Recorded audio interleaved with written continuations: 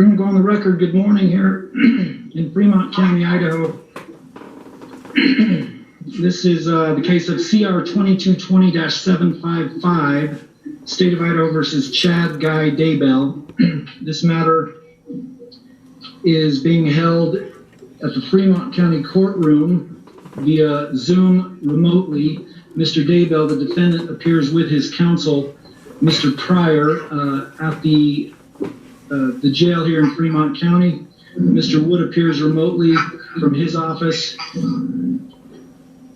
There is the clerk here, there's a court reporter, and there is some IT support that is also on the line. This is the date and time set for an initial appearance. The reason we're holding this hearing remotely via Zoom is due to a order that's been issued by the Supreme Court. In that order, it designates that whenever plausible, hearings are to be held remotely in order to effectuate safety of society and effectuate safety of all employees in the courtroom. In future proceedings, it will be an issue that's addressed case by case and hearing by hearing. That order is dated April 22nd, 2020, and has been issued by the Idaho Supreme Court.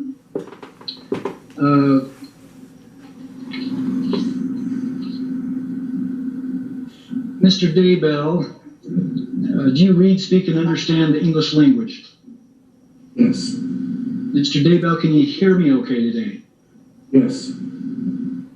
Mr. Daybell, it appears that you have hired private counsel, Mr. John Pryor, is that correct? Yes. And you'd like to retain him. Mr. Pryor, has there been a formal notice of appearance that has been entered? Judge, I will get that filed within a short period of time. All right, but Mr. Daybell, Mr. Pryor is your attorney for this hearing, is that correct? Yes. Mr. Daybell, have you seen a notification of rights form that was provided to your counsel prior to the hearing here today? Yes. Do you understand all of your legal rights? Yes. Mr. Daybell, in addition to the rights that were contained in that notification of rights form that was given to you, I'm going to advise you of additional rights under Idaho Criminal Rule 5. Number one, you have the right to be at the initial appearance or appear via Zoom remotely like you are today. You don't need to make any statements today. You have the right to know what charges are being brought against you. You have the right to bail. You have the right to counsel. And you have all of the other rights that have been presented to you in that notification of rights. Do you have any questions about your rights, Mr. Daybell? I didn't hear your answer. No, he does not. You understand your legal rights, is that correct? I do. All right. Mr. Daybell, did you receive a cop warrant of arrest as well as the criminal complaint that has been filed here in Fremont County in this case? Yes. Mr. Daybell, have you had a chance to review that criminal complaint as well as the arrest warrant with your counsel? Yes. Mr. Pryor, I can read the criminal complaint in its entirety, or I can summarize it for you. Judge, we'll waive actually formal reading of the criminal complaint at this time, and I've discussed that matter with Mr. Daybell, and we're ready to proceed forward without either a summary or a formal reading at this point. All right. The court is going to summarize briefly what the charges are, so that's on the record, and then we'll address the other issues we need to address. Let me get one more thing out of the way, Mr. Pryor. Ultimately, the Supreme Court order has ordered these hearings be held remotely, but it's my understanding your client is willing to waive his right to be here in court in person. Is that correct? It is, Your Honor. Thank you. Okay. Mr. Daybell, is that also correct? Yes. With regards to the criminal complaint, it was filed dated June 10th, 2020. There are 2 counts in the criminal complaint. The first count is destruction, alteration, or concealment of evidence, a felony, a violation of Idaho Code 182603. The maximum punishment for that charge is up to 5 years in the state penitentiary and or up to a $10,000 fine. the allegation is that the defendant, Chad Guy Daybell, on or between the 22nd day of September 2019 and the 9th day of June 2020 in the county of Fremont, state of Idaho, did willfully conceal and or aid and abet another to willfully conceal human remains, knowing that said human remains were about to be produced, used and or discovered as evidence in a felony proceeding. Inquiry and or investigation authorized by law with the intent to prevent it from being so produced, used and or discovered. Count 2 is also the same charge: destruction, alteration, or concealment of evidence, a felony. It's punishable by up to 5 years in the state penitentiary and or up to a $10,000 fine. It alleges that the defendant, Chad Guy Daybell, on or between the 8th day of September 2019 and the 9th day of June 2020 in the county of Fremont, state of Idaho, did willfully destroy, alter, and or conceal human remains, and or did aid and abet another to willfully destroy, alter, and or conceal human remains, knowing that said human remains were about to be produced, used, and or discovered as evidence in a felony proceeding. Inquiry and or investigation authorized by law with the intent to prevent it from being so produced, used, and or discovered. Mr. Daybell, do you understand the allegations on both counts that have been brought against you? I do. Mr. Daybell, do you also understand the maximum penalties on each of those counts? Yes. Mr. Daybell, do you understand that those maximum penalties could run consecutively, one after the other, or they could run concurrently? Do you understand that? Yes.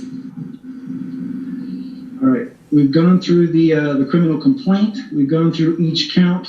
I've advised the defendant of his right. We've gone through that form. Let's discuss the next hearing that's going to be set. Mr. Pryor and Mr. Wood, that next hearing would be a preliminary hearing or a probable cause hearing. The defendant has a right to have that within 14 days if he's incarcerated. It's my understanding that based upon previous conversations that there'll be a waiver of that speedy preliminary hearing. Is that correct, Mr. Pryor? It is, Your Honor. I've had that discussion with Mr. Daybell. In addition, I've had that discussion with Fremont County prosecuting attorney, and at this point, we'll waive the time. Mr. Wood, is that correct as far as the stipulation? Yes, the state's fine with that, Your Honor. Mr. Pryor, the court's going to grant that waiver and acknowledge that it's knowingly and voluntarily made, but I will need a written waiver of speedy preliminary hearing so that can be in the file for the record. Do you understand? Yes, Your Honor. I'll do that. Thank you. All right. With regards to a preliminary hearing, let's first talk about the logistics of that. Mr. Wood, how long do you foresee it taking to accomplish a preliminary hearing in the future? No longer than a day. Okay. 1 day, Mr. Pryor, do you concur with that? Judge, I'm at a little bit of a disadvantage, but for practical purposes, I think a day would be appropriate. All right, we'll set this for 1 day. Mr. Wood and Mr. Pryor, do you have a timeline that you'd like to look at as far as scheduling that today? Judge, my preference would be within 4 to 6 weeks. Mr. Wood? That's fine. We do have a preliminary hearing on July 9th and 10th in the Lori Vallow case. And so if we're going to push it out that far, I'd ask that this prelim be at least the week of the July 16th. Unfortunately, I'm going to be out of town the week of July 16th, and I won't be back for some time. So if we need to have it in July, it probably needs to be towards the beginning of July or into June. Otherwise, it's going to have to be the last week of July. Mr. Pryor, does that work with your schedule? Judge, the latter part of June and the first week of July, the first and the second of July would be ideal for me if that's available to the court and to Mr. Wood. We can make that work. All right, let's look at dates then. I'm looking at the calendar. The end of June, it looks like those Monday is the 29th, and then Tuesday is the 30th. And then Wednesday is July 1st, Thursday, July 2nd. Which of those days did both of you prefer? I think the second would be best for the state. Mr. Pryor, does that work for you? Judge, I believe the second falls on a Friday, if I'm not mistaken. So I would like to see if we could do the first, and if necessary, we can have the second available in the event this thing runs a little longer, Your Honor. Okay, so the second is a Thursday, Mr. Pryor, but I appreciate that you would like to have extra time if it does go over. So if we set it for the first, Mr. Wood, can we do that? And then if it spills over into the second, we'll make sure that date's available. That'd be fine. Okay. We'll set that then July 1st and July 2nd for the preliminary hearing or the probable cause hearing.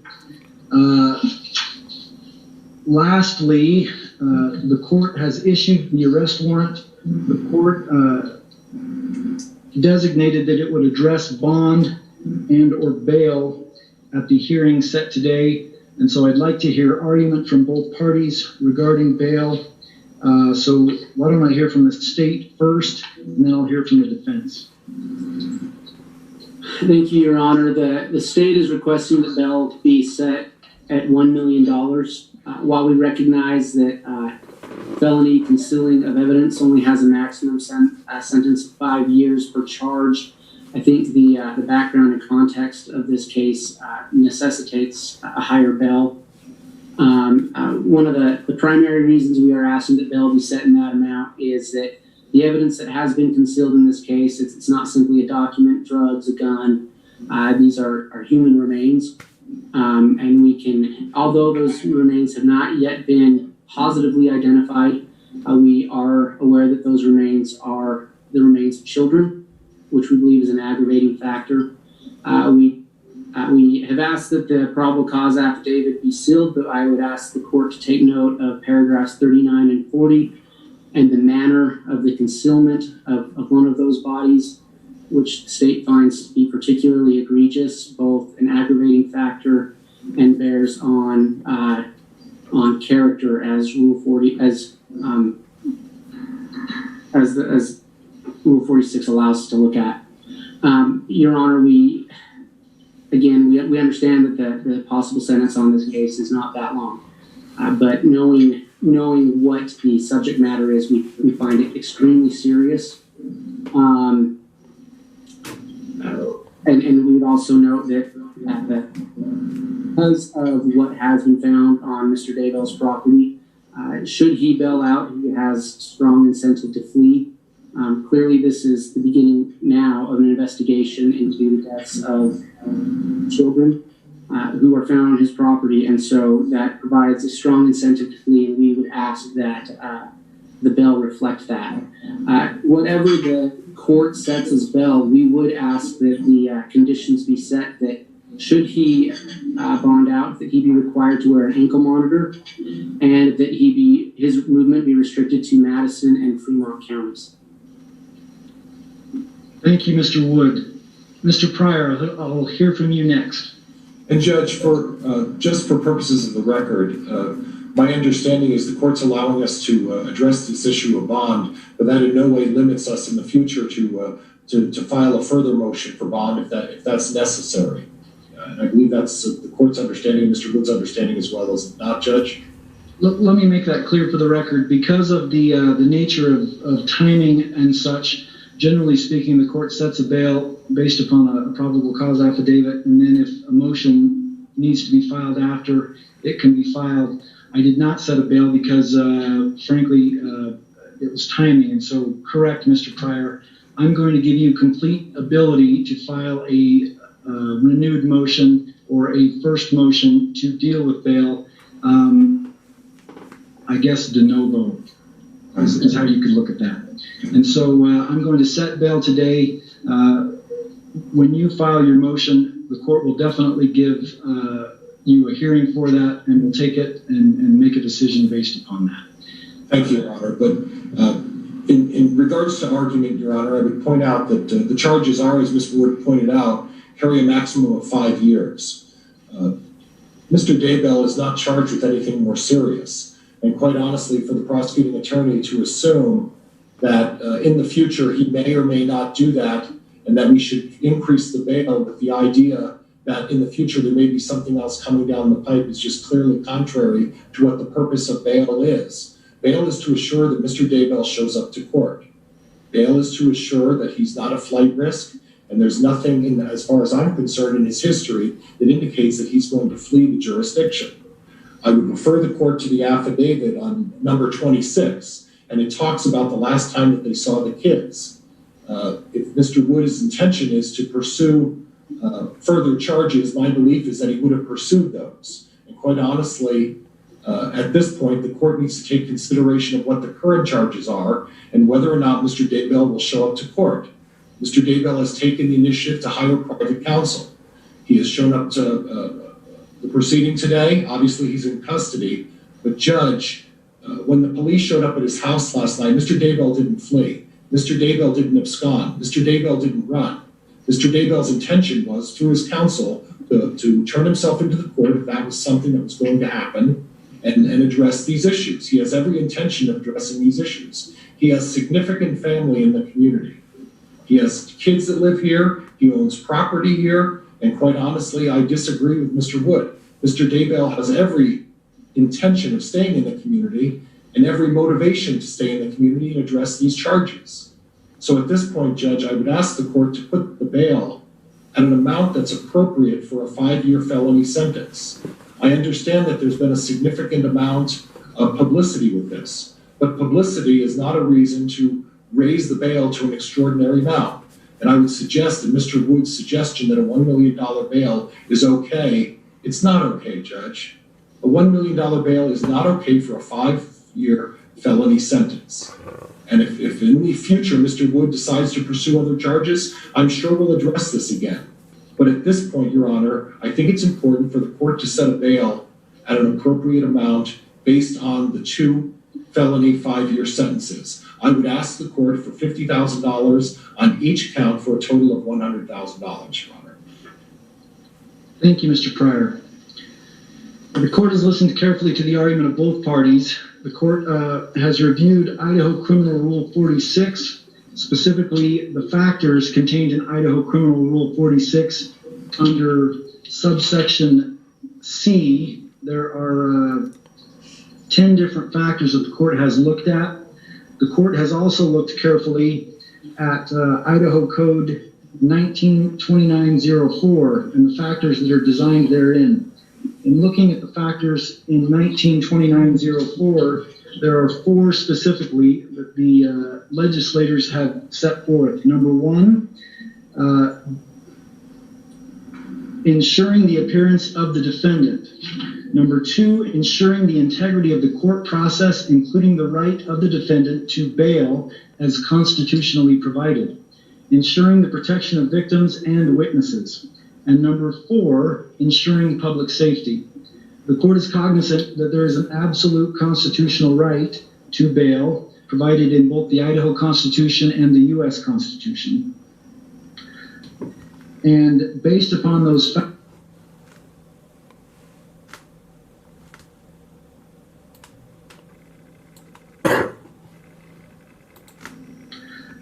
the court has taken all of those factors into account, and based upon those factors and the charge, the court is going to set bail in the amount of $1 million. The court notes that the charge is destruction, alteration, and concealment of evidence as pertained in the criminal complaint. I've taken all those factors into account. Specifically, the factor in Rule 46C, subsection 6, which designates I'm to take into account the nature of the current charge and any mitigating or aggravating factors that may bear on the likelihood of conviction and the possible penalty. The underlying charge here is destruction, alteration, and concealment of evidence, and the allegation is that the evidence was human remains of 2 different people. That's an aggravating factor, and the court has taken that into account. If bail is posted, Mr. Pryor, I'm also going to make conditions of bail. Those conditions will be as follows.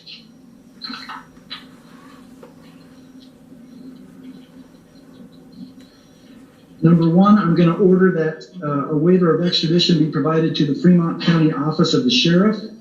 The prosecutor must approve the waiver of extradition by his signature on the waiver of extradition. A copy of that waiver must be filed with the court. Number two, I'm going to order that the defendant shall reside within the boundaries of Bonneville, Jefferson, Madison, and Fremont counties in the state of Idaho. The defendant shall not leave these counties for any reason. Number three, the defendant shall provide the court with his current address and shall not change his address without notifying the court. Number four, the defendant shall keep in regular contact with his attorney. Number five, the defendant shall appear for all court appearances. Number six, the defendant shall obey all laws of the state of Idaho and the United States of America. Number seven, the defendant will sign up for pretrial services and check in with pretrial services here in Fremont County on a weekly basis, as directed. The defendant shall have absolutely no contact with the victims' families and or any of the state's witnesses in this case. Contact shall include, but be not limited to, verbal contact, written contact, visual contact, text messaging contact, email or internet contact, and or telephonic contact. Such contact shall also include contact through third parties. Number nine, the defendant must wear an ankle monitor 24 hours a day, 7 days a week. He must have the ankle monitor in place before he is released from the Fremont County Jail. Any violations of the geographical limitation imposed herein must be reported immediately to the Fremont County Sheriff's Office and the court. If the defendant is notified that under the order to wear the ankle monitor, intentionally leaving the area of restriction except for the purpose of obtaining emergency medical care may be prosecuted as a crime of escape and subject the defendant to penalties under Idaho Code. If the defendant fails to comply with all of these terms, the court may, pursuant to Idaho Criminal Rule 46I and Idaho Code Section 2919, revoke the defendant's release and eligibility for posting of bail. Mr. Daybell, Mr. Pryor, do both of you understand what bail has been set at, as well as any conditions that must be met in order for that bail to be set?